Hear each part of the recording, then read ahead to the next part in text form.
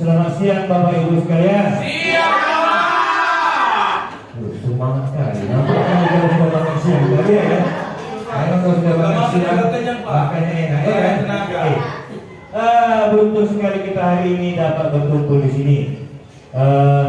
Adapun Bapak Ibu berkumpul di sini atas undangan dari saya dalam kegiatan diseminasi budaya positif di SD Negeri 081240 pada keluarga. Bapak Ibu, sedikit berbicara tentang hal ini.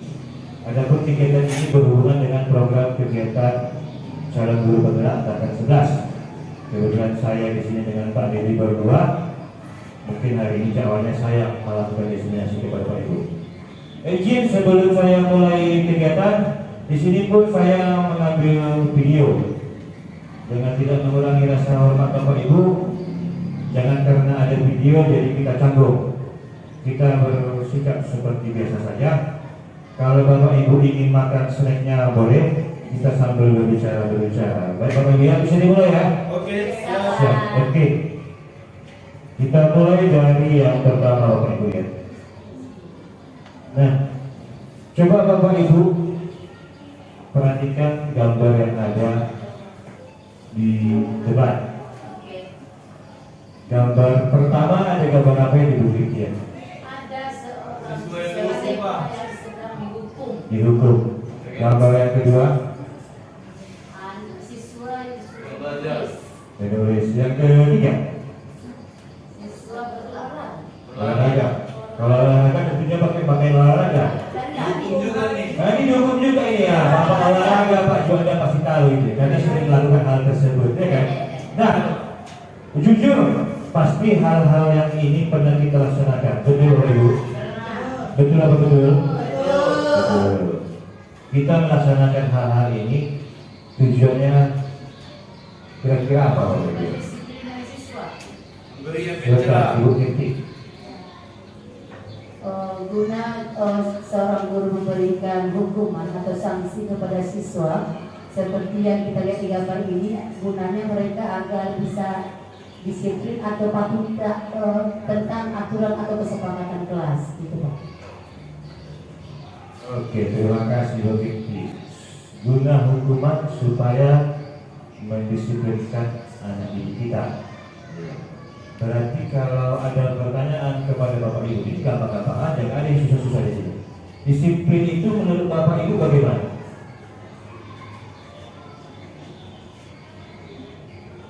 Bu Yuni?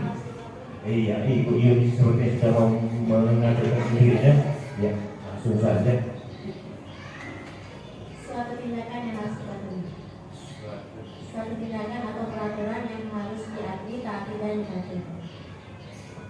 Suatu tindakan atau peraturan katanya. Ada kata tindakan, ada peraturan Harus dipatuhi. yang harus dipatuhi. Kalau tidak dipatuhi maka yang terjadi sanksi atau hukuman. Ya, sepakat kita ya.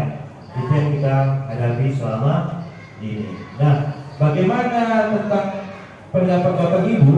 Saya tidak mengatakan itu salah, tidak benar. Di sini saya hanya mau berbagi apa yang saya peroleh ketika melaksanakan program CGP.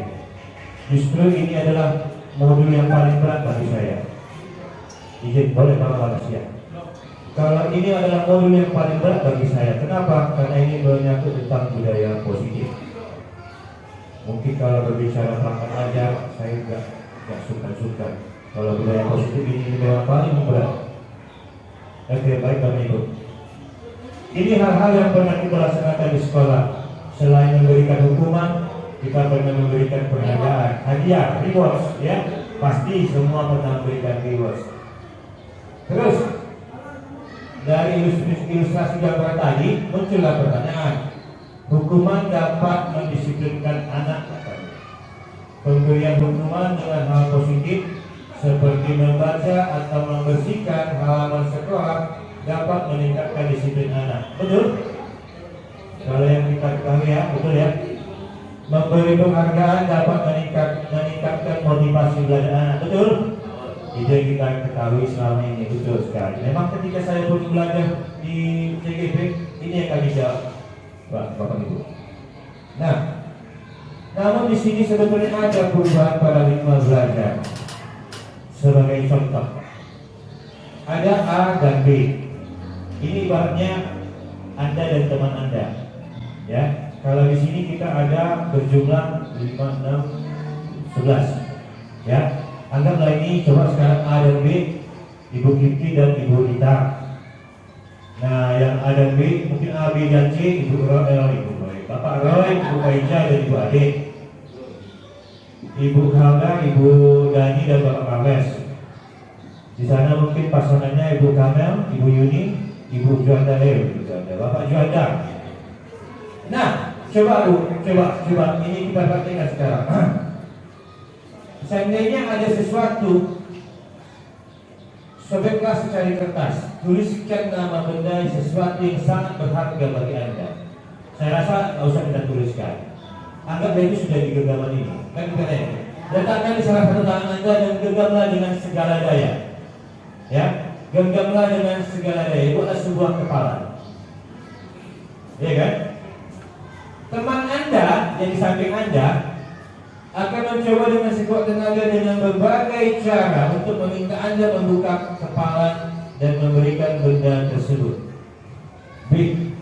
Bisa membujuk, mengacau, menghardik, merayu, menyuap atau hal lain apa saja untuk membuat Anda membuka kepala. Coba sekarang saya berikan waktu 1 sampai 2 menit. Kalau yang bertiga mungkin bisa bergantian. Contoh Ibu Kamel mendengar Ibu Yuni merayu untuk membuka kepala. Apakah mau terbuka kepala atau tidak? 1 sampai 2 menit saya persilakan. Mulai dari sekarang. Terserah mau apapun caranya. Gua pulang bisa Pak. Nah, itu rahasia Anda loh, yang paling berharga dari Anda.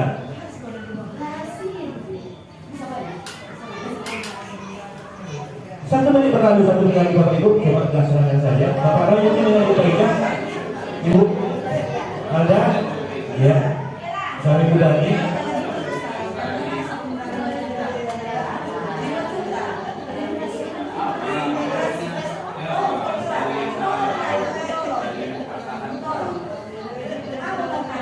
Oke, baiklah. Saya rasa untuk mempersingkat waktu ya, kita selesaikan saja. Apa yang terjadi? Bapak John, apa yang terjadi? Tadi siapa yang membuat kepala?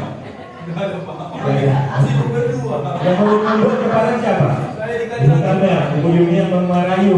Mau nggak Ibu Kamel membuka? Nggak mau.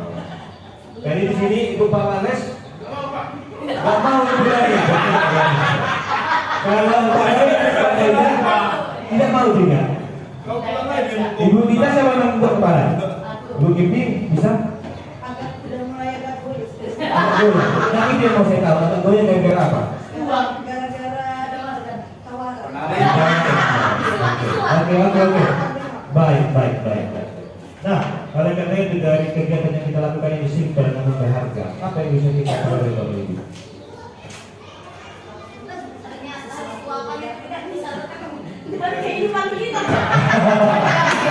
Ternyata suapan itu tidak bisa lepas dari.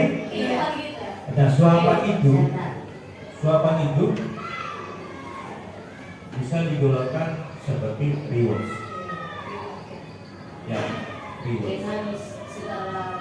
Ya. Namun sebelum kita masuk ke sana, inti dari kegiatan ini kita mau bicara, ada bicara. Ibu ada? Nggak ada. Intinya dalam kegiatan ini kita tidak bisa mengontrol orang, namun kita bisa mengontrol. Kadang terjadi manusia bisa mengontrol orang lain. Kenapa itu terjadi? Dengan adanya yang tadi yang Ibu Kaija bilang, suapan itulah sesuatu rewards. Nah, sebetulnya Bapak Ibu, iya balasan, imbalan. Nah, kita yang dari dalam dunia pendidikan ini, kita nggak bisa mengontrol anak murid kita. Oh, kamu harus begini, kamu harus begini. Ada murid yang mau, kita kasih imbalan. Namun itulah yang dikenal dengan kalau bahasa kerennya, bahasa CDP-nya, motivasi eksternal, motivasi yang terbuat dari luar. Sementara yang diharapkan di sini, kita sepakat untuk membuat anak-anak itu dapat maju, motivasi internal lah yang harus kita bangun. Untuk motivasi internal itu tadi itu saya bilang bahwasanya manusia nggak bisa mengontrol orang lain, tapi manusia bisa mengontrol dirinya sendiri. Sama seperti saya, ya kan, Bapak Ibu. Jujur sebelum ikut CGP ini, Bapak Ibu pasti sudah tahu, saya sering terlambat datang pagi-pagi, ya kan? Namun ketika ikut CGP ini ada yang aneh. Kayaknya ada yang bilang, jangan kau terlambat. Walaupun kadang-kadang terlambat juga. Jumpa dengan Pak Juanda di depan. Ya kan Pak Juanda ya. Namun Pak Juanda dalam hatiku sedih rasanya. Kayaknya kok gak berubah-ubah lagi. Makanya ini motivasi proses ini yang paling susah. Ada prosesnya ya. Nah, oke, baiklah. Kita lanjut. Jawabannya, nah, kita sendiri yang menganggap kontrol atas kepala tangan. Apakah kita membuka atau menutup kepala tangan kita itu bergantung pada diri kita masing-masing, sesuai dengan kebutuhan dasar kita. Jadi anak-anak didik itu seperti itulah, bukan cuma kita saja. Kita kan manusia, anak didik kita juga manusia. Mereka pun mau mulai belajar kalau dari dirinya sendiri sudah mau belajar. Nah, bagaimana tentang reward tadi? Nanti ini akan kita masukkan lagi ke dalam slide berikutnya. Perubahan paradigma teori kontrol, ilusi kontrol. Yang pertama, ini terjadi ilusi guru mengontrol murid. Ini sering dilakukan oleh Pak Dedi. Nah, ya kan, ketika apel pagi berdiri di samping harus diam, jangan bergerak. Ya kan? Ilusi bahwa semua perbuatan positif, efektif dan bermanfaat. Maksudnya tadi itu reward segala macam ya. Terus ilusi bahwa kritik dapat dan membuat orang merasa bersalah, dapat menguatkan karakter. Ini contohnya anak-anak terlambat. Kalau anak-anak terlambat, apa yang Ibu Paija sebutkan? Ibu katakan. Coba Bu Paija. Ya, Contoh Bu saya lah ini anaknya. sesuai dengan seperti yang Bapak bilang tadi, ilusi orang kritik dan buat orang merasa bersalah. Jadi saya bilang sama anak saya, anak ibu, kenapa terlambat? Cobalah, begitu kamu terlambat, kamu dapat hukuman. Selain itu juga belajar pun tertinggal berapa menit. Gak kasihan orang tuanya, nak, udah bersusah payah bekerja, mencari uang, ngasih untuk jajanmu biar sekolah dan dapat ilmu, tapi kau sia-siakan kepercayaan orang tuamu. Nah, disitu anak itu nanti merasa bersalah, tersentuh hatinya, besoknya dia tidak terlambat lagi. Terima kasih. Nah, Bapak Ibu, di sini dari kalimat yang dikatakan Ibu Paija, berarti Ibu Paija coba memberikan sesuatu yang membuat si anak merasa bersalah, membuat merasa bersalah, dapat menguatkan karakter. Itu kata Ibu Paija. Oke, mungkin selama ini mungkin bisa membuat disiplin ya. Yang keempat, ilusi bahwa orang dewasa memilih hak untuk memaksa kita. Contoh dalam kelas Pak Roy lagi jelaskan dia kan di papan tulis, anak-anak ibu, oi diam kau, gak bisa kamu tidak diam. Nah, gitu ya kan? Itu istilahnya memaksa si anak harus diam. Inilah yang kita lakukan selama ini. Memang betul, kadang dapat membuat efek yang positif ya Bapak Ibu. Namun coba kita imam-imam lagi. Jadi saya sudah jelaskan tadi, coba kita lanjut saja Bapak Ibu. Bagaimana seseorang bisa berubah diri dari paradigma stimulus respon kepada paradigma teori kontrol. Stephen Ray Covey, ini teman saya, ini dari luar, ya. Principal Center Leadership 1991 mengatakan bahwa bila kita ingin membuat kemajuan perlahan, sedikit-sedikit, ubahlah sikap atau perilaku Anda. Jika kita ingin membuat anak-anak berubah, mulailah ubah perilaku Anda. Itu katanya Bapak Ibu. Terus, namun bila kita ingin memperbaiki cara-cara utama kita, maka kita perlu mengubah langkah acuan kita. Ubahlah bagaimana Anda melihat dunia, bagaimana Anda berpikir tentang manusia. Ubahlah paradigma Anda itu, skema pemahaman dan penjelasan aspek-aspek tertentu tentang realitas. Di sini ada beberapa poin. Nah, kalau yang selama ini kita laksanakan stimulus respon tentang dunia, mungkin Bapak Ibu bisa melihat betul atau tidak. Realitas kebutuhan kita sama. Kita mengatakan bahwa kebutuhan kita di sekolah ini sama. Apa kebutuhan kita? Mencari ilmu, ya itu, ya kan? Padahal anak-anak itu tidak semua sama kebutuhannya. Kita sendiri pun tidak sama kebutuhan kita. Kalau Pak Juanda ingin membeli mobil baru, Ibu Yuni ingin membeli rumah baru, Ibu Kamel ingin mendapat jabatan baru, contoh, ya kan? Nah, Kipti mendapat sertifikasi. Semua orang melihat hal yang sama. Itu pendapat kita, katanya. Kita mencoba mengubah orang agar berpandangan sama dengan kita. Kita mau mengubah orang agar dapat berpandangan sama dengan kita. Saya seringkali buka seperti ini. Adalah ya Bapak Marisilia, mau dia sama-sama kayak awal. Kenapa kayak gitu? Beranggapan bahwa Allah benar, biasa salah. Perilaku buruk dilihat sebagai suatu kesalahan, ya kan? Ketika anak-anak main di lapangan, mengganggu anak-anak, dipukul, tahu siapa? Nah, itu seringkali kita bilang, kan begini. Orang lain bisa mengontrol saya. Maksudnya bagaimana orang lain bisa mengontrol saya? Contoh, kepala sekolah bisa mengontrol saya. Saya rasa seperti itu. Nah, terus permasalahan pada saat bujukan gagal. Contoh, saya mau mulai merayu Bu Yudi dan Bu Ade. Bu Yudi, Bu Ade, nanti bantu saya ya, tolong bersihkan kelas saya. Aku nggak sanggup. Ayolah, kalau nggak saya laporkan sama kepala sekolah tak membantu saya. Nah itu pemaksaan, ya kan? Pemaksaan. Nah itu sebetulnya yang sering kali kasihkan. Terus model berpikir menang kalah. Itu yang tadi saya bilang. Kalau si Pak Marles nggak mau diikuti cara saya, oh tengok kau, saya buat begini. Nah, kan gitu. Saya ancam kau, datang Pak Marles. Oh iyalah, kita minta order kau, saya kan rendah. Kan kayak gitu ya kan? Nah. Di situ ada prinsip menang dan kalah. Saya merasa saya yang lebih berkuasa, saya menang, dia pasti kalah.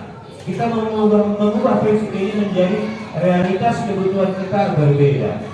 Masing-masing dari kita mempunyai kebutuhan yang berbeda, ya.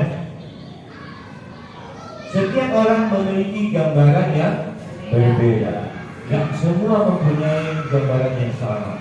Terus kita berusaha memahami pandangan orang lain tentang dunia. Jangan hanya pandangan kita saja yang kita pahami, pandangan orang lain tidak kita pahami, ya kan? Terus hanya Anda yang bisa mengontrol diri Anda, bukan orang lain yang mengontrol diri Anda. Ketika orang lain mengontrol diri Anda, berarti di situ ada motivasi eksternal, ya. Anda tidak bisa mengontrol orang lain. Kolaborasi dan konsensus menciptakan pilihan-pilihan baru. Contoh kolaborasi ini seperti ini. Ketika saya mendapatkan hal baru yang positif menurut saya sampaikan, berkolaborasi kita bersama-sama. Nanti setuju atau tidak setuju, di akhir kegiatan nanti kelihatan. Ya Bapak Ibu ya. Terus yang terakhir, model berpikirnya harus kita ganti, jangan kalah dan menang. Sama-sama menang kita, sama-sama sukses kita ke depannya. Jangan karena bapak ibu bilang, oh iya pak ini buat destinasi karena dia CGP, apa itu? Enggak tuh. Ini awal mulanya supaya sama-sama sukses kita ke depannya. Ya, amin. Kita lanjut. Nah, disiplin positif. Disiplin positif. Di ATK yang telah saya bagi, ATK yang setelah bapak ibu terima, di situ ada mengenai disiplin positif. Mungkin saya akan memberikan waktu kepada bapak ibu untuk membacanya. Mungkin sekitar 1 hingga 2 menit saja bapak ibu ya. Boleh dibaca dimulai dari sekarang.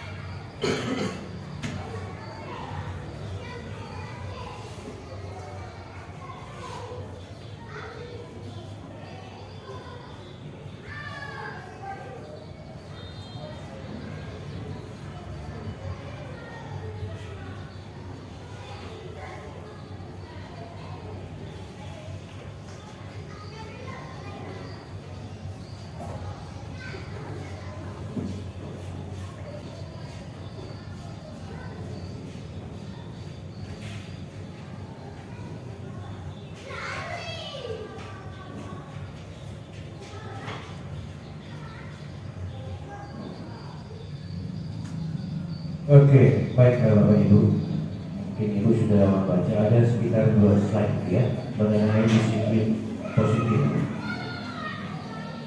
Jadi disiplin positif itu sesuatu perilaku yang dilakukan atas kesadaran diri kita masing-masing. Kalau dikatakan disiplin positif, berarti ada disiplin negatif. Iya kan? Kira-kira menurut Bapak Ibu yang disiplin positif itu yang bagaimana? Dari bahan yang telah Bapak Ibu baca. Contohnya, oke Pak Roy.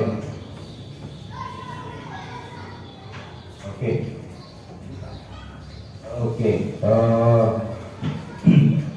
Berdasarkan materi yang sudah ditampilkan baik itu di slide maupun di hard copy yang sudah dibagikan, saya menangkap bahwa disiplin positif itu adalah suatu tindakan, ya kan, kegiatan atau kebiasaan yang kita lakukan, artinya hal yang baik yang kita lakukan, ya, tidak hanya di sekolah, ya, bisa saja di lingkungan sekitar. Salah satu contohnya karena kita seorang guru, disiplin positif yang mungkin bisa kita laksanakan dan kita biasakan sehingga siswa-siswi kita dapat berperilaku disiplin positif, mungkin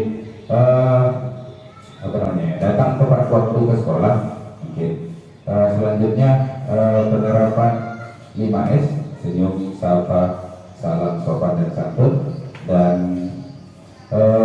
tetap menjaga lingkungan, kebersihan lingkungan sekolah dan sekitar. Mungkin hanya itu saja yang bisa saya sampaikan.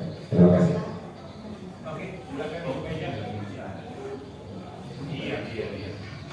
Sebagai tambahannya, disiplin positif ini dari yang kita baca juga dan juga yang ditampilkan, selain yang disampaikan oleh Bapak Roy tadi, salah satunya adalah melaksanakan disiplin positif di sekolah. Selain itu juga senyum, salam dan sapa contohnya. Tapi paling pertama adalah tujuan dari disiplin positif ini sendiri, yaitu bagaimana caranya agar mendisiplin mendisiplinkan siswa itu dengan sukarela. Mereka tidak merasa terancam, merasa terpaksa. Artinya mereka memang melaksanakan itu dengan ikhlas. Itu dari tujuan dari disiplin positif, Pak. Sehingga antara guru dan siswa sudah tidak lagi ada saling mengancam dan memaksa ataupun memberikan hukuman terhadap perilaku mereka yang memang melenceng dari disiplin yang kita maksud. Tetapi di sini kita mencoba untuk membudayakan, membiasakan dalam penerapan perilaku-perilaku yang positif di sekolah. Terima kasih. Oke, terima kasih kepada Bapak Roy dan Ibu Paija yang sudah menyatakan pendapatnya mengenai disiplin positif. Ada lagi Bapak Ibu yang mau menambahkan? Jangan suka-suka kalau misalnya haus boleh diminum snack yang ada di depannya. Kuenya boleh dimakan. Oke. Nah, apa yang dikatakan Bapak Roy dan Ibu Paija tadi sudah bisa dikatakan benar, ya. Bahwasanya kalau disiplin positif itu tidak memaksa, tidak ada ancaman. Disiplin itu tentu harus positif. Kalau negatif, orang akan melakukan sesuatu karena ada sesuatu ancaman, kan begitu. Contoh kalau saya tanya kepada Bapak Juan, Pak Juan, apakah Pak Juan datang tepat waktu ke sekolah setiap harinya? Kadang-kadang. Nah, ketika Pak Juan datang terlambat, apa yang Pak Juan rasakan? Baik Pak, menjawab pertanyaan dari Bapak, ketika saya terlambat, di situ saya merasa bersalah kepada diri saya sendiri karena peran saya di sini sebagai guru seharusnya memberikan contoh terlebih dahulu kepada siswa supaya nantinya siswa itu bisa meniru disiplin yang dibuat oleh seorang gurunya. Jadi ketika saya terlambat, saya jelas sudah melanggar peraturan. Itu adalah salah satu contoh yang tidak baik dan tidak seharusnya saya lakukan hal seperti ini. Mungkin itu saja Pak. Terima kasih. Oke, terima kasih Pak Juan. Sudah sangat betul sekali itu Pak Juan ya. Merasa bersalah pada diri sendiri, merasa bersalah pada diri sendiri. Saya sangat salut itu kepada Bapak Juan ya. Karena saya dulu awalnya terlambat bukan takut sama diri sendiri, takut kena marah sama kepala sekolah. Itu yang saya pikirkan.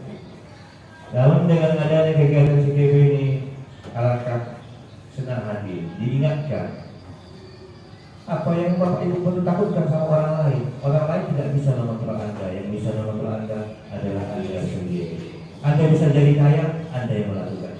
Anda bisa menjadi miskin, Anda yang melakukan. Itu kata. Betul sekali. Iya, betul itu Pak. Bahasa apa itu kan? Yang mana-mana itu. Kita lanjut. Nah, jadi di sini dikatakannya prinsip dari disiplin positif itu adalah tegas dan bukan menghukum, bersifat pembinaan dan meluruskan kesalahan peserta didik agar peserta didik tahu mengapa salah dan kerugiannya untuk mereka jika tetap melakukan hal tersebut.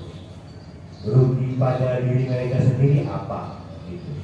Terus memberikan konsekuensi yang tidak merugikan peserta didik. Di sini Bu, kalau dalam CGP ini sudah dikatakan tidak lagi ada kata-kata hukuman, tidak ada lagi ada namanya peraturan. Kenapa? Kalau peraturan itu terjadi satu arah. Peraturan siapa yang yang buat Bapak Ibu di sekolah? Pihak sekolah ya. Gak pernah kita minta kepada anak murid apa peraturan yang kita lakukan di sekolah ini. Nah, jadi dia berlaku satu arah sehingga terjadilah sesuatu dilakukan karena hal yang terpaksa. Oh, jadi kalau begitu Bapak akan terjadilah semena-mena di sekolah kita ini. Oh tidak, maka itu didiskusikan sebelum kita memulai pengajaran di kelas. Nah iya itu kesepakatan kelas, kita akan bagaimana ya selama pembelajaran ini, akan bagaimana kita di kelas, apa kesepakatannya. Nah, itu setelah tersusun kesepakatan maka terciptalah suatu keyakinan kelas. Nanti akan kita bahas pada slide berikutnya. Terus konsekuensi ini mengganti kata hukuman Bapak Ibu.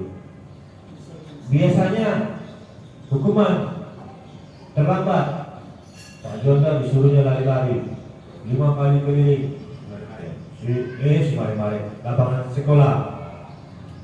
Memang tak tujuan dan harapan Pak Jonda itu akan membuat efek jerah kepada murid. Tapi itu akan membuat anak-anak menjadi tidak senang. Bahkan ada nanti yang kalau merasa kuat, cuma 5 kali kelilingnya bisa ya, pokoknya lari ke 5 keliling, datang terlambat 5 keliling, nggak apa-apalah katanya. Sehingga tak ada motivasi dari dirinya sendiri untuk merubah dirinya ke arah yang lebih positif. Ada lagi hukuman yang sangat bagus kadang. Contoh, Bapak Ibu di sini yang guru kelas 1, Ibu Nita, oke. Kelas 2, oh nggak ada kenal dia. Kadang kita pernah begini, seorang anak nggak membuat PR, kalimat, terus dihukum dengan cara menyuruhnya menulis kalimat itu dari atas sampai ke bawah sebanyak 2 halaman. Pernah? Pernah. Bagaimana menurut Bapak Ibu? Apakah hukuman tersebut dapat mendidik? Oke, mungkin silahkan. Apa pendapat? Setelah saya membuat hukuman seperti itu, menulis anak 2 lembar buku gitu ya Pak, sebentar berubah ya Pak. Dan kan setelah itu nanti berulang lagi, udah lewat udah seminggu kan berulang lagi. Nah, jadi nggak ada efek jerah. Nah, gitu Pak. Bagaimana itu Pak? Ya, jadi betul sekali yang dikatakan Ibu Kiti. Tidak selamanya hukuman seperti itu akan membuat dia jerah. Bahkan ada efek lainnya yang lebih parah yang Ibu Kiti begini. Anak-anak akan menganggap bahwa menulis itu adalah sebuah hukuman. Menulis atau membaca adalah sebuah hukuman. Kalau namanya hukuman berarti sesuatu yang negatif. Sementara kita para guru ingin mengatakan bahwa menulis, membaca itu adalah hal yang positif. Jadi di sini kita coba hindari hukuman-hukuman yang seperti itu. Apa tugas kita di sini Bapak Ibu? Nah, kita lah sebagai guru mencari konsekuensi yang sampai tidak meninggalkan luka di hati atau luka di bagian fisik, tidak melukai hati dan fisik seorang peserta didik. Contoh, nah, seandainya saya dalam kelas terlambatlah si Ayuda, karena ini pun saya sendiri terlambat ini. Ya. Ayuda terlambat. Saya nggak nyuruh dia lari-lari atau pegang kuping, distrap di depan kelas, itu nggak berlaku lagi zaman sekarang Bapak Ibu. Yang saya lakukan pertama sekali adalah bertanya kepada beliau, kepada si Ananda, pernahkah kamu datang tidak terlambat? Pernah Pak. Kapan tidak terlambat? Kemarin Pak. Kenapa ya kok bisa tidak terlambat? Tepat saya bangun. Berarti hari ini nggak tepat saya bangun. Kalau terlambat apa yang terjadi? Tinggallah pelajaran Pak, duduklah teman-temanku belajar. Jadi untuk menghindari ketinggalan pelajaran itu apa yang kita lakukan? Nanti pulang sekolah kita tambahin pun jam belajar Pak untuk mengejar ketinggalanku. Jadi konsekuensi yang si Ayu dapat menambah jam pelajarannya sedikit ketika jam pelajaran sudah selesai.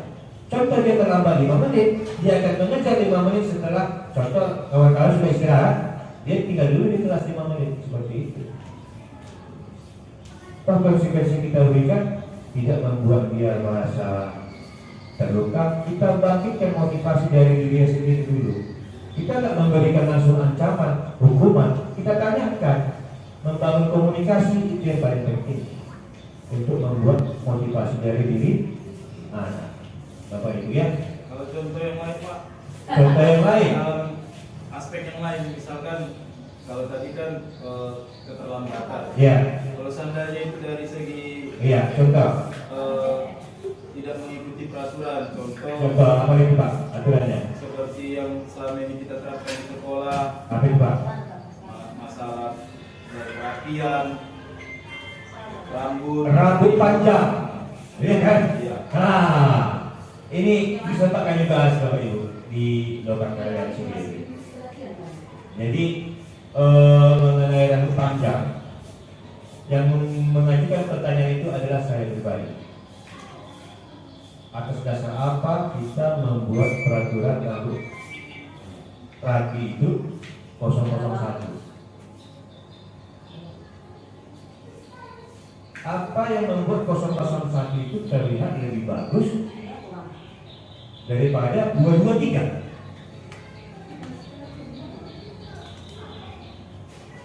Saya dulu ketika zaman saya sekolah Bapak Ibu, rambut panjang itu bagi laki-laki ya Bapak ya, bagi laki-laki, rambut panjang itu tidak melewati mata, tidak menutup telinga.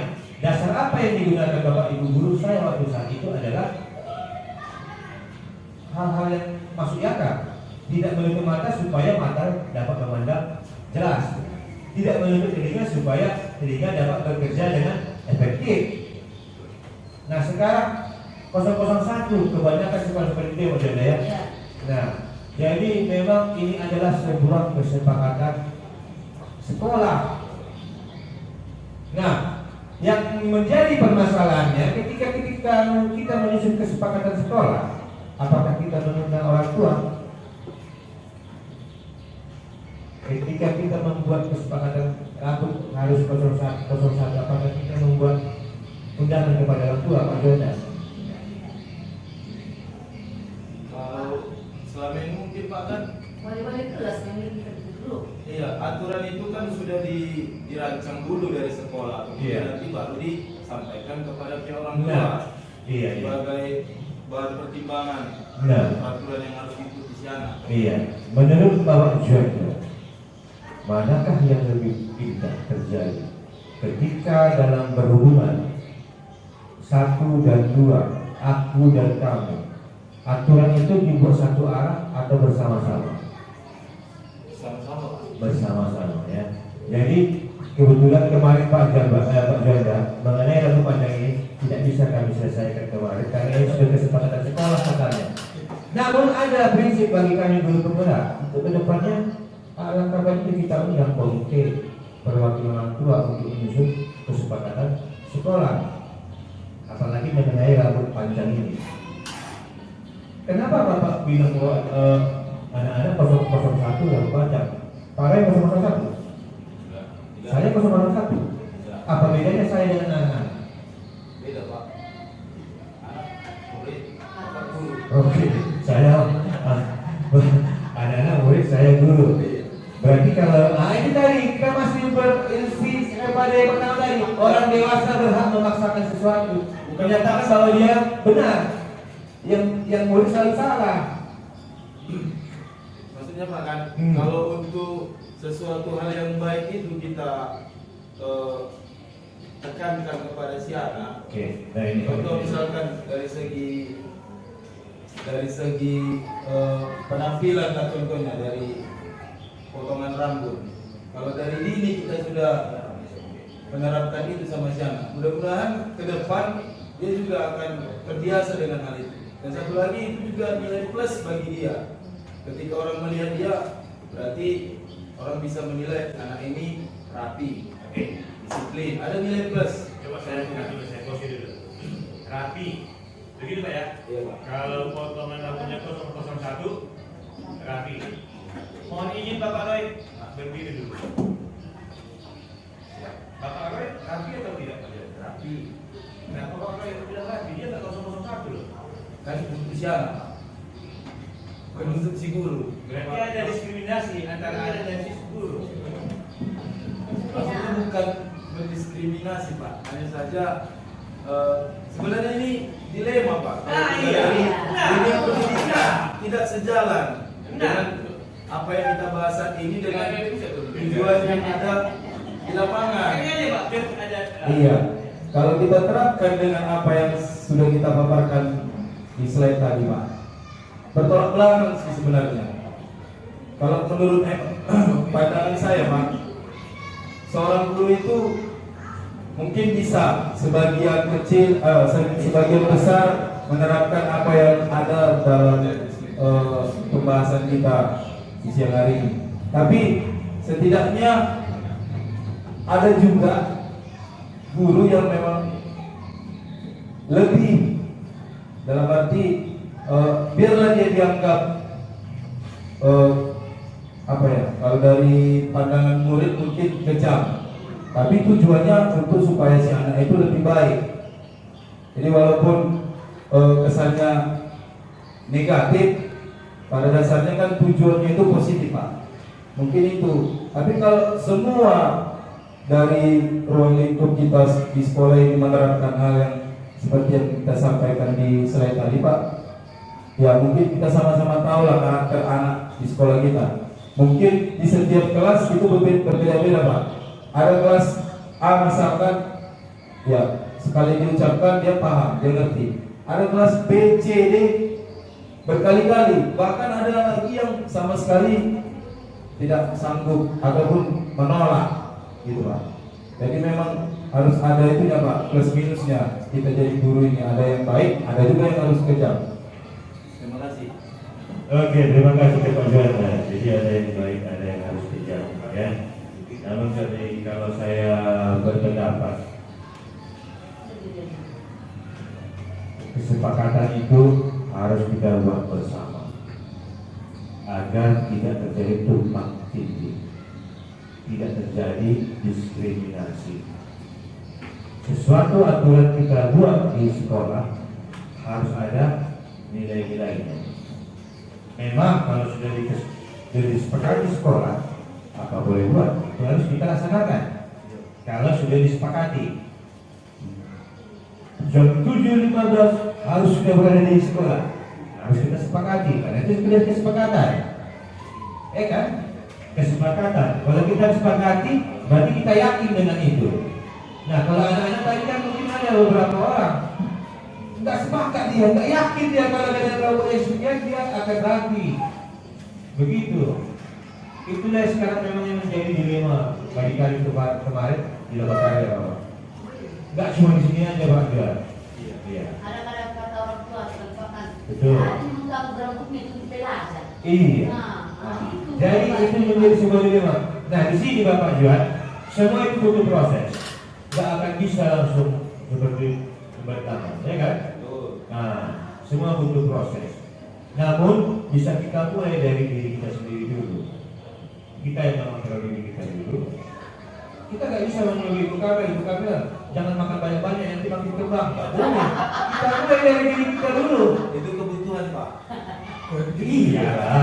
Kita Maksudnya berbeda-beda. begini, kita sayang sama ibu kami. Kita nggak mau dia nanti berjalan berat atau olahraga berat.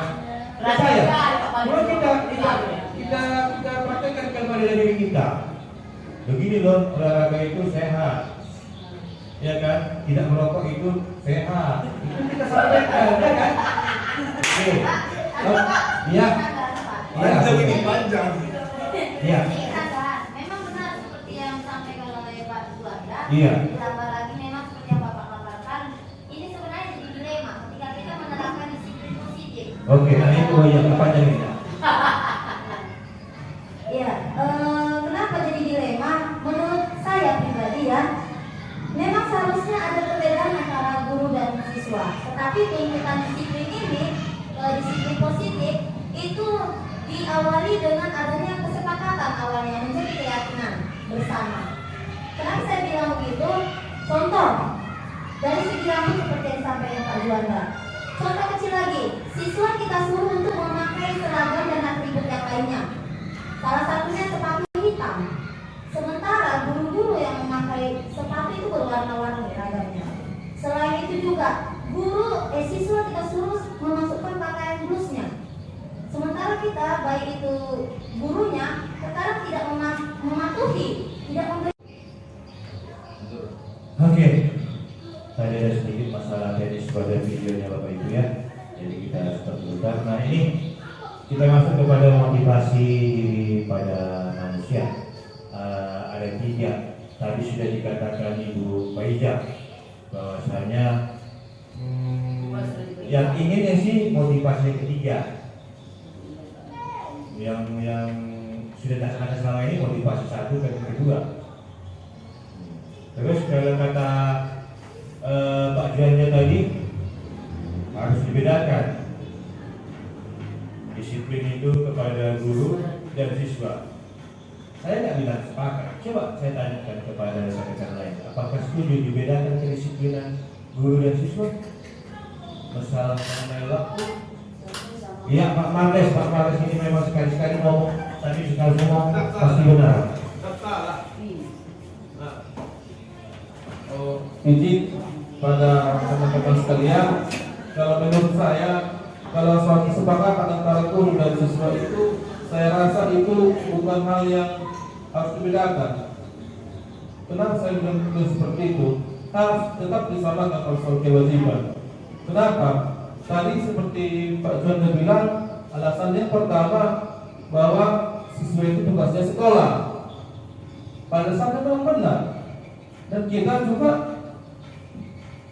tugas kita adalah mengajar yang sudah digaji oleh pemerintah setiap bulan yang sudah kita terima. Tapi jangan salah, kan ada kalanya setiap siswa atau setiap peserta dari kita itu kan kita nggak tahu dasarnya dari mana, orang tuanya pekerjaannya apa, ayahnya di mana, ibunya di mana, latar belakang kan kita nggak tahu semuanya. Kalau kita buat seperti perbedaan nanti antara tugas kewajiban siswa dan guru, saya rasa itu hal yang nggak cocok. Kenapa? Seperti halnya yang sudah saya lalui, pernah saya tanya siswa karena pernah sering terlambat waktu pertama kali mengajar di sekolah ini. Kebetulan saya tak pernah mengajar sama sekali, tapi karena sekalipun selain saya rasa saya seperti guru yang kurang tertib aturan, tapi satu sisi saya peduli terhadap latar belakang seseorang itu kalau memang itu hal yang mencurigakan menurut saya.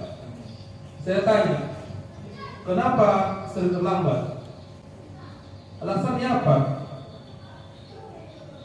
Pak Ambo belum bangun. Nah, bagaimana itu seperti itu? Lalu kapan? Gak sarapan? Enggak. Jadi jajannya dari mana? Dikasih malam-malam itu. Karena kalau kita sendiri untuk peraturan itu susah. Dalam arti susah Pak untuk diterapkan kalau dibedakan peraturan itu. Karena kita nggak tahu dalam belakang semua sesuai itu. Terima kasih.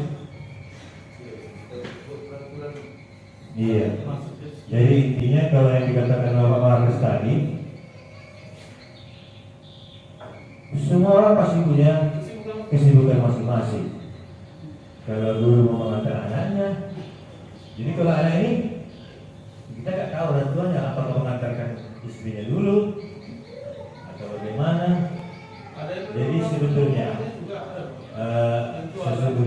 Ibu kami belum ada suara ini. Bagaimana yang tanggapannya?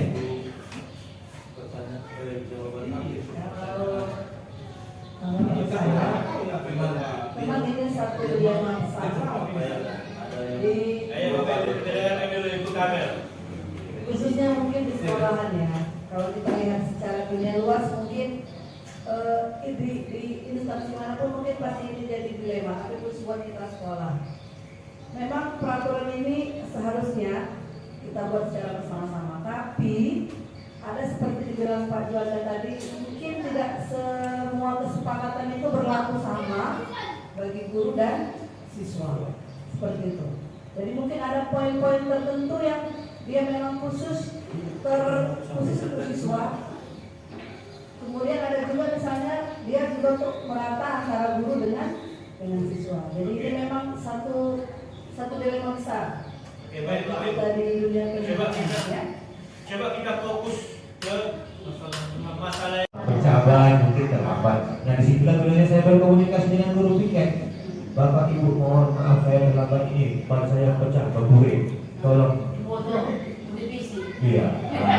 Gitu. Ya kan? Nah, kita lanjut Bapak Ibu ya.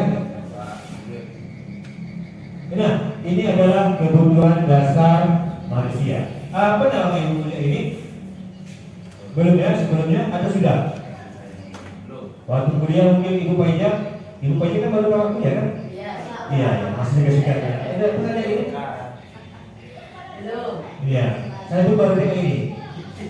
5 kebutuhan dasar manusia ini kita murid-murid itu inilah kebutuhannya. Kita pun seperti itu. Yang pertama adalah bertahan hidup. Yang kedua kasih sayang dan rasa diterima. 3 kebebasan, 4 kesenangan, 5 penguasaan. Untuk ini ada videonya, mungkin bisa kita perhatikan sama-sama.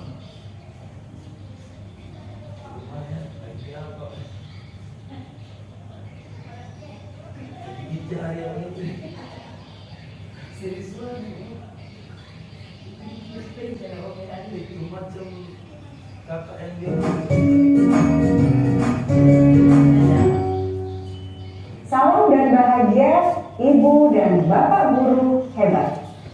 Untuk membangun budaya sekolah yang positif dengan lingkungan yang aman dan mendukung murid untuk menjadi pribadi yang berdaya, seimbang, dan bahagia, salah satu upaya yang dapat dilakukan oleh guru adalah memahami kebutuhan dasar yang mendasari perilaku murid.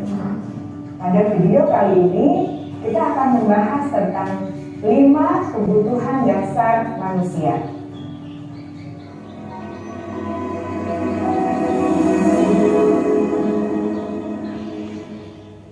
Ki Hajar Dewantara dalam salah satu kutipannya menyatakan, kita ambil contoh perbandingannya dengan hidup tumbuh-tumbuhan. Seorang petani dalam hakikatnya sama kewajibannya dengan seorang pendidik yang menanam padi misalnya. Hanya dapat menuntun tumbuhnya padi. Ia dapat memperbaiki kondisi tanah, memelihara tanaman padi, memberi pupuk dan air, membasmi ulat-ulat atau jamur-jamur yang mengganggu hidup tanaman padi, dan lain sebagainya. Ketika guru memahami kebutuhan apa yang mendasari perilaku murid, dan guru berusaha menuntun dan mendukung murid dalam memenuhi kebutuhannya secara positif, pada hakikatnya guru tersebut ibarat seorang petani yang sedang berusaha memahami kebutuhan masing-masing tanaman, dan ia berusaha memenuhi kebutuhan tanaman tersebut agar dapat tumbuh dengan subur dan maksimal. Dr. William Glasser, seorang psikiater dari Amerika Serikat, menyatakan bahwa seluruh tindakan manusia memiliki tujuan tertentu, yaitu memenuhi kebutuhan dasarnya. Ketika kelima kebutuhan dasar telah terpenuhi secara memadai, maka murid akan tumbuh dengan seimbang dan bahagia. Sebaliknya, ketika kebutuhan dasar tidak terpenuhi dengan baik, maka seseorang akan mengalami emosi negatif seperti bosan, sedih, dan kecewa. Bahkan mereka dapat melakukan perbuatan yang bertentangan dengan nilai-nilai kebajikan atau melanggar peraturan. Dengan kata lain, perilaku buruk seseorang biasanya adalah respons dari kebutuhan yang tidak terpenuhi. Namun, mereka tidak tahu cara memenuhinya. Ada 5 kebutuhan dasar manusia menurut Dr. William Glasser, yaitu yang pertama, kebutuhan untuk bertahan hidup atau survival. Yang kedua, kebutuhan untuk merasa diterima atau love and belonging. Yang ketiga, kebutuhan akan kebebasan atau freedom. Yang keempat, kebutuhan akan kesenangan atau fun. Dan yang kelima, kebutuhan akan penguasaan atau power.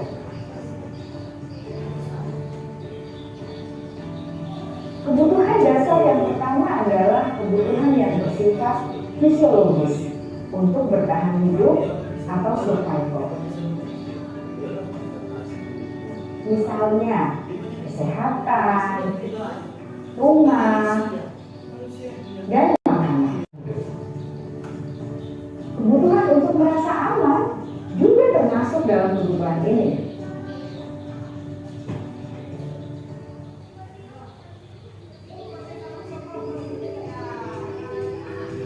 Agar murid dapat belajar dengan baik, kebutuhan mereka akan merasa aman, pangan, sandang, dan papan harus terpenuhi.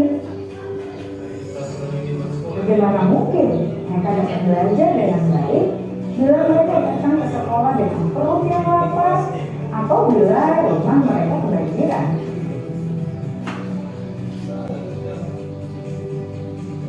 Setelah kita mengetahui kebutuhan pertama yang sebagian besar bersifat fisiologis, mari kita lihat kebutuhan kedua sampai kelima yang semuanya berhubungan dengan psikologis. Mari kita lihat kebutuhan yang kedua, yaitu kebutuhan akan perasaan diterima oleh kelompok atau komunitasnya, atau kebutuhan love and belonging. Kebutuhan ini meliputi keinginan untuk tetap terhubung dengan orang lain seperti teman, keluarga, teman kerja, dan kelompok di mana kita tergabung. Setiap murid ingin menjadi bagian yang berharga dari kelas dan juga sekolah. Mereka juga ingin diterima oleh orang lain dan kelompoknya. Bahkan, murid yang terlihat paling cuek pun jauh di dasar hatinya pasti ingin merasa diterima. Sebagai guru, seharusnya kita dapat menerima murid kita apa adanya, sesuai dengan kodratnya. Karena setiap murid adalah unik. Mereka memiliki kekuatannya masing-masing, sehingga guru seharusnya bisa menciptakan kesempatan untuk murid berkolaborasi dan memiliki ikatan emosi satu sama lain. Murid-murid yang memiliki kebutuhan yang besar untuk merasa diterima, biasanya mereka belajar karena suka pada gurunya, dan mereka juga suka bekerja dalam kelompok. Kebutuhan yang ketiga adalah kebutuhan akan kebebasan atau kebutuhan membuat pilihan. Murid harus diberi kesempatan untuk membuat pilihan dan bertanggung jawab atas pilihan yang mereka telah ambil. Memberi mereka kebebasan bukan berarti membiarkan mereka melakukan apa saja yang mereka mau, melainkan lebih memberi mereka kesempatan untuk membuat pilihan, menyuarakan pendapat mereka dengan percaya diri, dan memberi mereka kesempatan untuk mencoba hal-hal yang baru. Pembelajaran dengan metode yang beragam dan menarik juga akan memenuhi kebutuhan murid tentang kebebasan ini. Pembelajaran berdiferensiasi, di mana guru menyediakan beberapa jenis tugas yang bisa dipilih oleh murid sesuai minat mereka, sangat baik untuk mengembangkan murid menjadi lebih mandiri dan memiliki motivasi internal. Karena kebutuhan akan kebebasan pada dasarnya adalah kebutuhan untuk mandiri, memiliki otonomi, memiliki pilihan, dan mampu mengendalikan arah hidupnya sendiri.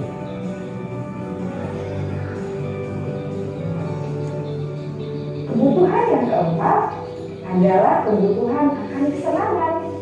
Bayangkan Bapak Ibu, hidup tanpa rasa senang, betapa menyedihkannya. Glasser menghubungkan kebutuhan akan kesenangan dengan belajar. Jangan sepelekan kebutuhan murid untuk merasa senang di kelas.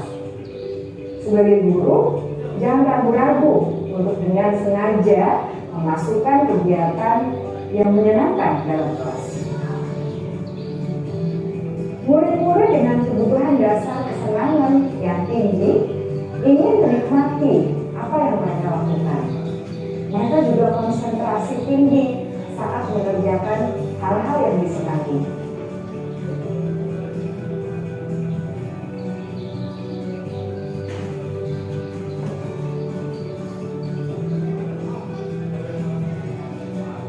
Kebutuhan yang kelima adalah kebutuhan akan penguasaan. Setiap murid memiliki kebutuhan untuk merasa kompeten, menjadi terampil, diakui pencapaian dan keterampilannya, didengarkan, bisa membuat dampak dan pengaruh, dan memiliki rasa harga diri.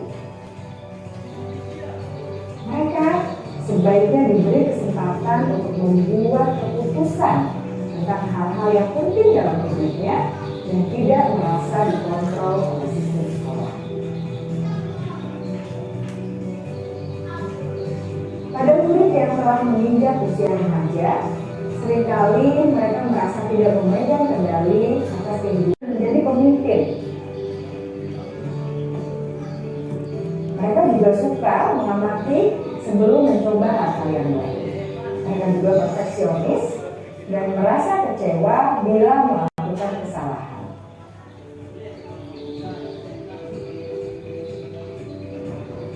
Ibu dan bapak guru sangatlah penting bagi kita untuk mengetahui kebutuhan dasar murid-murid, agar kita memahami alasan di balik sikap dan tingkah laku mereka.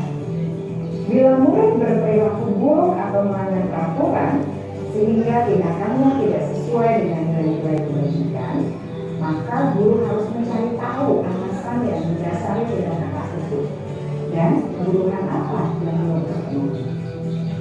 Melalui percakapan dengan guru dalam pendekatan disiplin positif, murid dapat diajak untuk bersikap efektif dalam mengenali kebutuhan-kebutuhan yang berusaha mereka penuhi dan mendasari tindakan mereka. Jika guru mengabaikan perilaku buruk murid, maka perilaku tersebut akan berpengaruh pada suasana kelas yang kurang kondusif dan akan berpengaruh pada tujuan dari pendidikan itu sendiri. Ibu bapak guru hebat, mari kita menjadi guru yang lebih baik dengan memahami kebutuhan dasar murid-murid kita dan senantiasa membimbing mereka untuk menjadi pribadi yang berdaya, seimbang, dan bahagia. Salam dan bahagia, Ibu dan Bapak Guru hebat.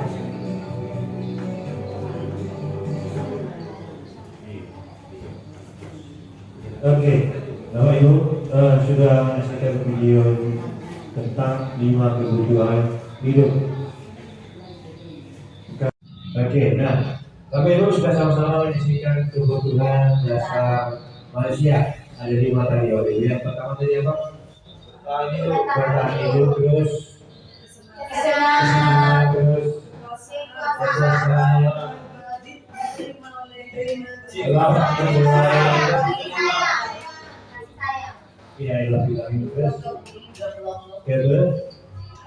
kebebasan. Kalau kita perhatikan Bapak Ibu, apakah betul ada yang betul-betul di sekolah kita? Ada. Kalau kita tengok dari anak itu, ada ya. Yang betul ya, yang betul. Jadi memang betul kata Ibu tadi, segala sesuatu tidak laku yang dilakukan oleh murid kita itu pasti akan ada sesuatu, karena ada kebutuhan yang tidak tercapai. Ini terjadi, ini realiti terjadi di kelas saya baru-baru ini. Itu berdiskusi sama Ibu Kagol, Bapak Cangwe ya barangkali berdiskusi. Saya tidak dikasih itu, kok ada sesuatu masalah apa?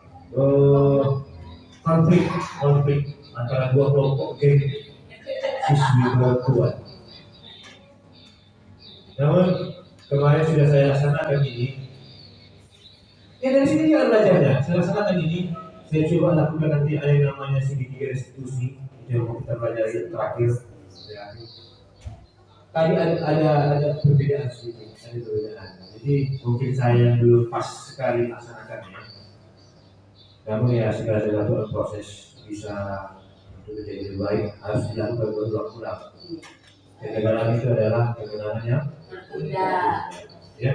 Nah, jadi kalau kebutuhan-kebutuhan kayak ini sudah jelas Bu ya, pastinya akan kita temukan di sekolah kita ini. Mulai dari kebutuhan bertahan hidup, tentu anak-anak akan bisa sekolah kalau tak makan. Seperti tadi, anakku Selvino pulang akhirnya sekolah. Kenapa? Kamu tak. Karena tak makan memang dari rumah, sarapan. Masuk angin lah. Terus langsung bilangin, nah ini seringkali terjadi kepada guru-guru muda ini. Iya, guru-guru muda ini kadang mau tanpa disadari, seperti saya, menanggapi anak A dengan anak B berbeda. Anak cantik ini dijelek. Bukan, karena Tipi hapus dulu. Tipi ambil dulu itu. Tipi ambil ini. Tipi kesana dulu. Kenapa dia saja bapak suruh? Aku tak bapak suruh. Dia merasa tak diterima nih sama gurunya. Nah, itu secara nggak langsung, tanpa kita sadari, padahal kita merasa sama dia melakukan orang ini. Cuma kok begitu? Nah, terus yang ke kesenangan. Nah itu tadi, ketika anak-anak ingin dia sukanya belajar menari, datang Pak Roy. Ini loh kalau pidato harus bisa pidato. Tak suka pidato, aku suka menari. Tak boleh kita paksakan hal yang seperti itu. Jadi kalau banyak lomba nari pun kita paksa naik. Enggak bisa. Makanya harus kita cari. Itulah tadi kata ibu tadi. Perlunya dibangun komunikasi yang positif. Enggak boleh kita memaksakan hal-hal. Caranya kan, kau lah. Begini enggak boleh. Kita harus tanya apa yang disukainya. Kalau sudah dilaksanakan itu kebutuhannya sudah terlengkapi maka hasilnya wow. Yang saya lakukan saja masih sedikit. Dia nampak sedikit hasilnya. Apalagi kalau saya lakukan full, wow keadilan nanti. Terus kebebasan penguasaan. Biasanya ini anak-anak ini yang suka seperti menjadi pemimpin, capek. Di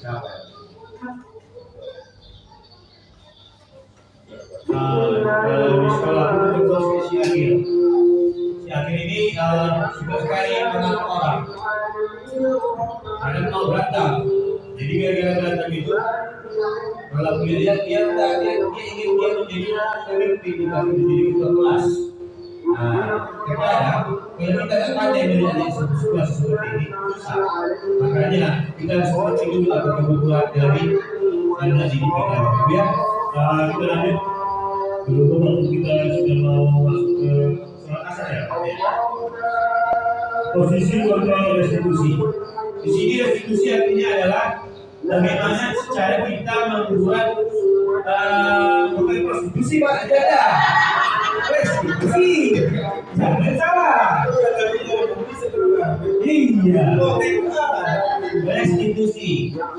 Cara membalikkan nilai diri seseorang itu menjadi manusia, memanusiakan manusia, membuat anak menjadi mandiri dan bertanggung jawab pada sesuatu hal yang telah dilakukan. Ya, Bapak Ibu ya. Jadi bukan yang lain-lain. Oke.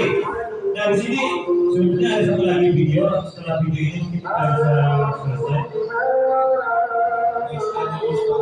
Nah dia. Setelah ini kita akan selesai video.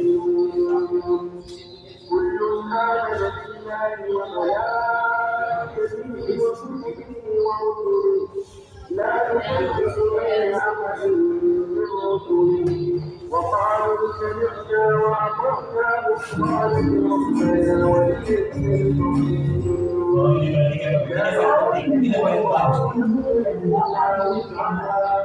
pada video kali ini kita membahas dengan kondisi positif yang kami di sekolah yang dikenal dengan restitusi.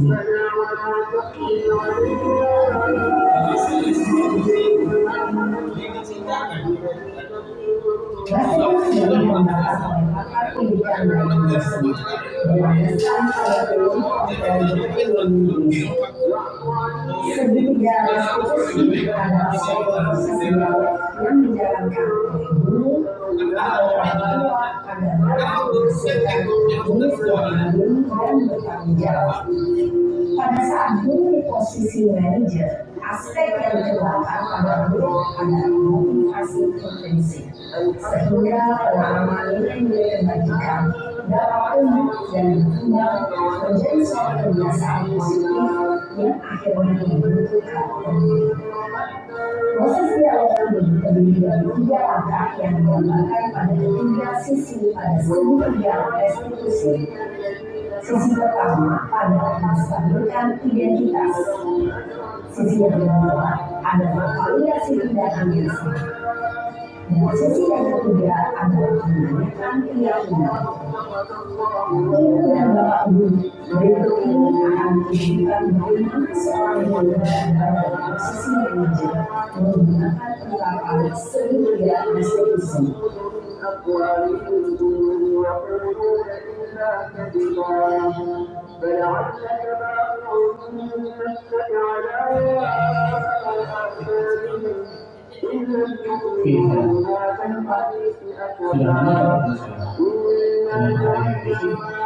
Kesel pak, kesel banget. Masa aku dikatain orang pintar pak? Ya aku marah pak. Aku boleh dikatain Eka di depan kelas. Kesel banget. Oh begitu. Ya pasti kamu merasakan kesal. Bapak juga karena apabila ada yang lupa. Kemudian pada saat itu kamu melakukan apa? Ya saya langsung marahin Eka lah pak. Kesel banget. Saya benar-benar dia depan teman lain. Oh begitu. Pasti kamu melakukan seperti itu karena tahu sahabat itu kan? Iyalah, saya diam saja pak. Ya saya bela diri lah. Masa saya dituntut tukang fitnah? Ya wajib lah. Mempertahankan harga itu sesuatu yang tidak. Untung kamu tidak memberikan kabar. Hanya mengatakan. Iya pak. Untung saya masih bersabar. Saya yang menghadap saja. Udah gemes padahal. Saya pasti bela diri lah. Ya pasti ya. Tapi kamu memilih tetap bertahan demi saya. Kamu memilih untuk tidak berbuat lebih parah lagi. Nah, sekarang coba kita lihat tindakan kamu yang menggunakan keras. Tindakan kamu itu kira-kira sesuai dengan keyakinan keras atau prinsip kamu tidak? Enggak lah pak. Capek pak jadi benar. Jadi keyakinan untuk prinsip mana yang sesuai dengan keinginan kamu? Ya, saya sebenarnya selalu dari orang lain. Mungkin saat itu saya menjadi emosi. Jadi tidak mengungkapkan itu. Kamu meyakini tidak? Menghargai orang lain itu penting buat kamu. Yakin lah pak. Iya, setuju. Kita harus saling menghargai.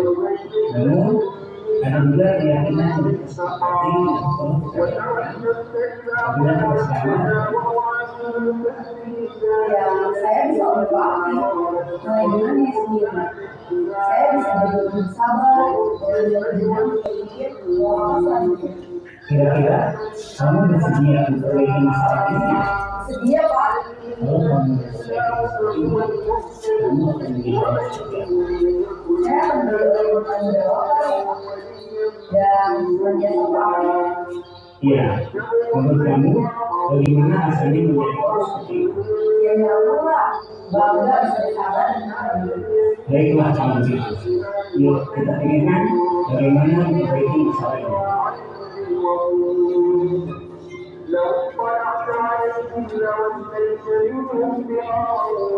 Ibu dan bapak guru hebat, baru saja kita menyaksikan contoh bagaimana seorang guru berada dalam posisi manajer menggunakan bahasa segitiga restitusi.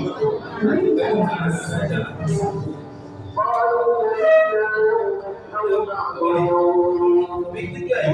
Nah, jadi Bapak Ibu yang mau kita kasihkan adalah video pelaksanaan segitiga diskusi. Sebelum kita tahu maksudnya itu skenario. Skenario atau bukan itu bukan menjadi masalah sama kita. Yang mau kita bahas hari ini, bagaimana menurut Bapak Ibu tindakan yang dilakukan Pak Gubernur? Benar ya, tidak bagus ya. Apakah boleh kita contoh? Boleh ya, boleh kita ya. Hanya saja mungkin dengan kalimat-kalimat yang berbeda ya, dengan kalimat-kalimat yang berbeda. Dan ada lagi kalimat kalau kalimat yang bias, ya itu namanya wajar lah. Mungkin dia ingin berbagi sesuatu dengan kita. Bagaimana cara? Yang pertama menstabilkan identitas. Jangan buat dia menjadi seseorang yang gagal, manusia gagal. Ada buat dia masih masalah. Yang buat dia masih gagal. Jadi rumah dia, jadi doang. Kita stabilkan dulu. Tadi bermain dia kali ini dengan ini. Kenapa? Saya sesuatu. Kita stabilkan dulu. Terus kita validasi apa kita akan jalan. Terus terakhir kita yang tekankan keyakinan. Menurut dia, apa yang kita banyak apa sudah benar belum. Itu apa itu? Jadi di akhir materi kita ini adalah segitiga diskusi. Itu yang hendak ingin kita sepakati. Dan nanti daripada sama-sama kita laksanakan untuk menangani suatu masalah, kita gunakanlah segitiga diskusi. Karena kalau tidak lakukan dengan segitiga diskusi, akan terjadi sesuatu yang tidak mengasihkan Bapak Ibu. Tidak, iya segitiga bego. Segitiga bego.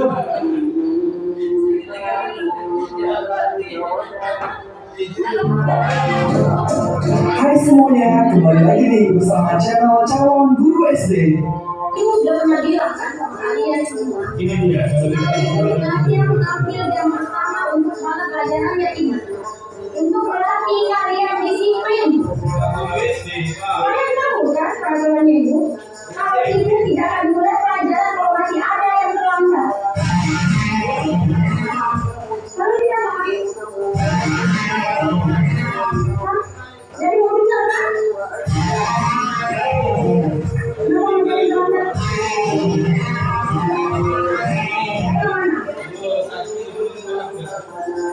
Kayak gimana? Ibu sudah bilang, ibu tidak akan mulai pelajaran kalau ada yang mau. Kayak, sini kok. Apa lagi datang kayak? Jadi dulu ada lagi. Nanti kau. Jadi kau Bella, jangan tahu kita semua tidak belajar. Jadi kau gini, kumen. Sudah. Jadi lagi yang mereka. Oke. Tapi ingat kau besok, kalau kau ada pelanggan begini, itu tidak akan buat pelajaran lagi.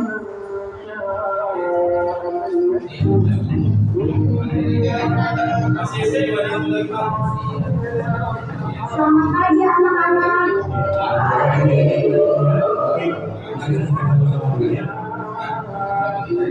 Tidak ada obat-obatnya. Kemarin sudah dilentari juga ada apa yang puas. Ada yang tahu kemana? Mau sampai langsung. Begini bukan? Sepanjang pelajaran ini hari ini, dia terus depan. Dia terlambat sih.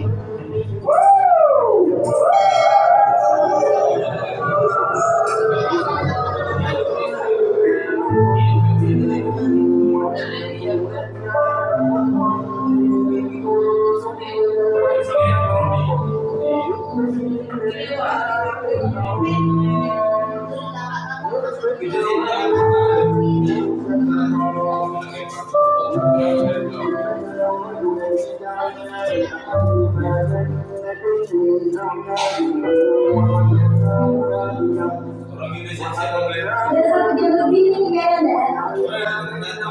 Kira-kira ada yang tahu kemana? Ini hari ini tidak masuk ibu. Karena aku dikasih surat orang lain.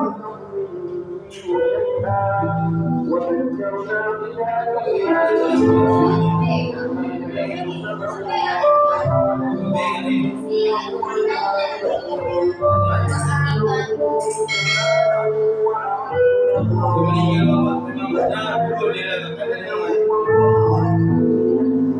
anak-anak,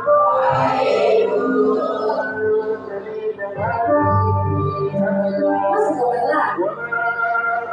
Dan teman-teman juga lagi. Kita depan tuh.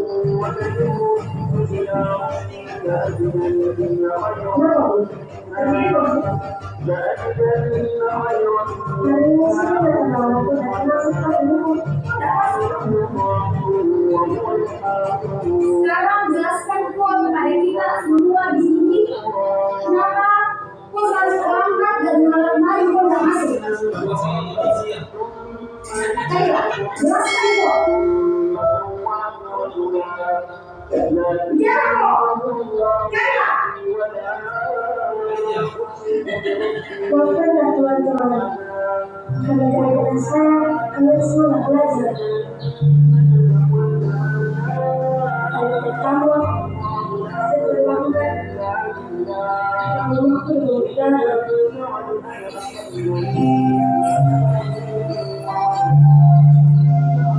Lalu sekarang kita bersama sakit. Saya sekolah.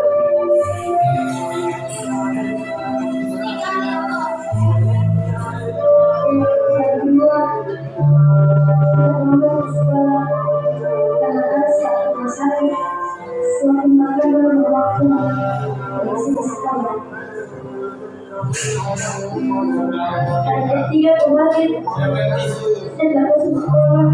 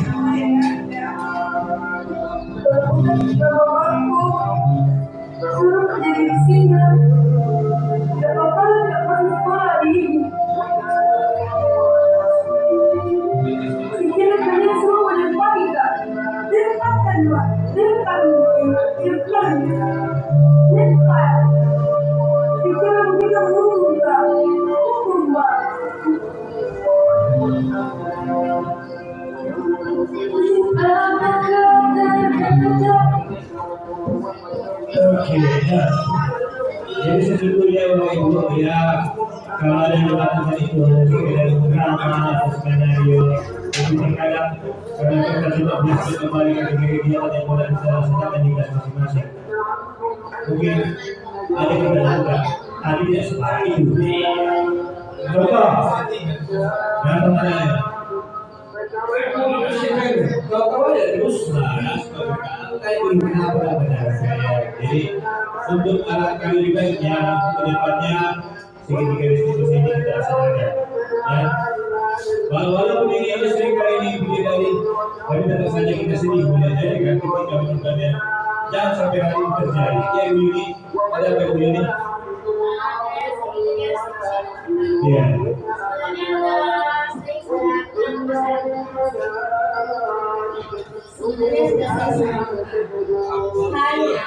Hanya sekali masalah saya lakukan dengan metode segitiga resolusi.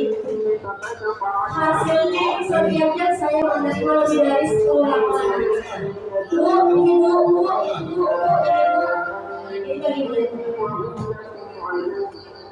Makanya bahwa ibu ini kita melaksanakan segitiga diskusi, kita tidak dapat melakukannya di dalam kelas. Kita ulang di awal kelas, tapi sesuai terlibat saja. Dan kalau semakin banyak laporan sebetulnya itu bukan menjadi hal yang berarti murid itu sudah mulai berubah dengan ibu. Hanya saja beban mungkin urusan anak mungkin makin bertambah. Sampai setelah itu kita tugas kita dulu. Karena Bapak Ibu kita bukan cuma mendidik, tapi kita mengarahkan dia karena lebih positif. Ya Bapak Ibu ya, mungkin belum ada tujuannya. Kalau menurut pandangan saya juga Pak mengenai segitiga distribusi ini lebih dominan dia mengarah ke guru kelas sepertinya. Bagaimana guru mapel mungkin interaksi dengan siswa itu terbatas. Jadi kalau diterapkan seperti itu kayaknya membuang waktu Pak. Tapi mungkin bisa tidaknya di luar jam. Tapi rata-rata Pak kalau sudah selesai mata pelajaran masuk lagi ke kelas yang lain. Jadi tidak solusi dia tidak terselesaikan masalah. Oke, silakan disampaikan. Jadi sebetulnya segitiga distribusi semuanya bukan kepada kelas, dia kepada guru mereka di tingkat kecil. Dan tadi kita di SD kita tidak ada kelas, tapi itu tidak menutup kemungkinan kepada guru mapel. Ketika suatu masalah yang terjadi pada bidang mapel, maka hendaknya yang mengajar adalah mapel. Dan segitiga distribusi ini tidak dilaksanakan pada saat itu juga. Ketika ada masalah, karena segitiga distribusi akan membutuhkan waktu yang cukup lama. Ya, tidak boleh terburu-buru. Ada tugas yang ditugaskan sama siswa di setiap kelas ini. Ada dari satu kelas ada 2 orang, dari satu kelas ada 5 orang, kelas yang lain bahkan setengah dari jumlah siswa tidak mengerjakan tugas. Otomatis kalau diterapkan segitiga distribusi ini jam istirahat panggil lagi semua. Habis waktu. Otomatis apabila dengan jam istirahat ketika masuk ke pelajaran selanjutnya selesai masalah. Ya, jadi itu gunanya saya berbicara kita apabila ketika ada kasus sesuatu terjadi di kelas dan cara pelajaran tetap dilakukan saja seperti terlaksana. Kalau tidak terlaksana tidak akan tercapai yang dikerjakan. Dan bagi siswa yang bermasalah di situ adalah fungsi guru. Kalau itu sebentar. Ketika sudah selesai, baru kita coba. Karena ini butuh waktu untuk menyadari seseorang diakuinya bahwa itu salahnya. Kalau dia mengakui bahwa itu ada salah, itu butuh proses. Maka tidak dianjurkan ini di saat ini juga ya. Jadi mungkin saya sadar waktu yang kita gunakan sangat minim sekali. Mungkin di lain kesempatan akan kita coba ulang mengenai musim ini kita kembali berbagi lagi. Tapi berhubung kita sudah mulai habis, untuk itu saya mengucapkan kepada Bapak Ibu, mari bersama-sama berbudaya positif. Mulai dari diri kita tidak bisa mengontrol orang lain, kita bisa mengontrol diri kita sendiri. Karena tadi kita mulai dengan doa, maka sebelum menutup kegiatan ini saya berdoa dengan doa. Untuk berdoa, mari kita berdoa untuk agama dan kepercayaan masing-masing. Doa dimulai.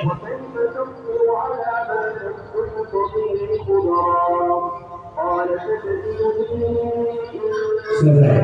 Oke Bapak Ibu, sekian dan terima kasih diseminasi video hari ini. Sampai jumpa di lain waktu.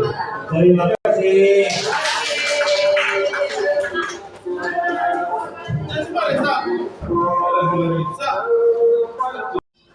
Oke, salam guru hebat. Terima kasih. Nama saya adalah Roymin Sabil Bancin, Sarjana Pendidikan. Saya sebagai guru kelas 6 di SD Negeri 0812 40 Sibolga.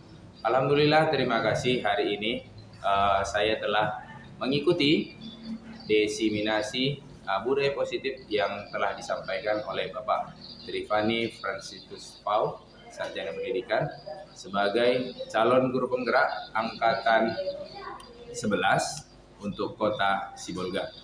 Menurut saya kegiatan diseminasi budaya positif ini sangatlah baik untuk dilaksanakan karena kita sebagai guru, sebagai pendidik haruslah mampu menerapkan dan menyampaikan serta mencontohkan budaya positif pada seluruh peserta didik kita sehingga nantinya kebiasaan ataupun budaya positif ini dapat terlaksanakan dengan baik tanpa adanya paksaan maupun perintah oleh kalangan tertentu.